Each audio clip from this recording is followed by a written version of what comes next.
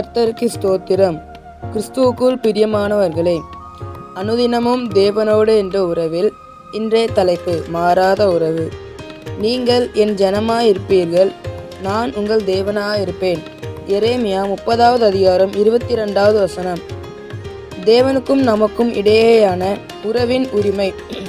கிறிஸ்துவுக்குள் அருமையானவர்களே, இன்றைய வேத பகுதியானது தேவனுக்கும் நமக்கும் இடையேயான உறவை உறுதிப்படுத்துகிறது.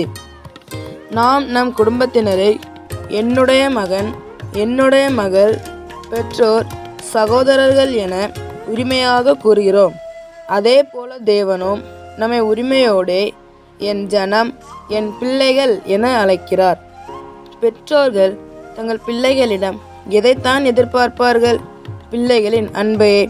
நம் பரமபிதாவும் அவரிடம் அன்பு கூறுவதையே எதிர்பார்க்கிறார். பொன்னையும் வெள்ளியையும் அவர் நம்மிடம் கேட்கவில்லை, நம்முடைய உள்ளத்தையே கேட்கிறார். நாம் சிக்கி தடுமாறும் வேளைகளில் கருத்தாய் விழாத வண்ணம் அவருடைய கரங்களினால் கட்டி அணைக்கிறார். ஆனால் நாம் எல்லாவற்றையும் மறந்து உணர்வில்லாதவர்களாய் அவருடைய அன்புக்கு தூரம் போகிறோம். இதோ தேவன், என் பிள்ளைகளை நான் ஆதரித்து வளர்த்தேன், அவர்களோ எனக்கு விரோதமாக கலகம் பண்ணினார்கள் என மனம் வருந்தி பேசுகிறார்.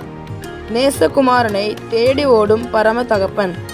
வேதத்திலே தேவனுடைய அன்பினாலே வளர்க்கப்பட்ட இளையகுமாரன்.